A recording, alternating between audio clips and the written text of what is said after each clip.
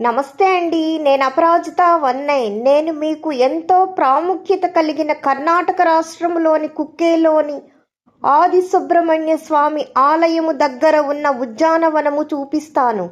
కుకే సుబ్రహ్మణ్య ఆలయము వెనక నుంచి కొంచెం దూరంలో ఆది సుబ్రహ్మణ్య స్వామి ఆలయము ఉంటుంది. ఈ ఆలయము దర్శించకపోతే కుకే క్షేత్ర దర్శనము పూర్తి అయినట్లు కాదు. ఎవరైనా తప్పకుండా దర్శించాలి. ఆలయం ప్రక్కన ఉద్యానవనము ఉంటుంది. ఉద్యానవనములో ఒక రాజు, ఒక రాణి ఎంతో టీవీగా నిలబడిన విగ్రహాలు ఎంతో అందంగా కనిపిస్తాయి. ఆ మొక్కల మధ్యన ఒక రాతి దిమ్మ మీద పరమశివుడు యోగముద్రలో చక్కగా దర్శనమిస్తారు.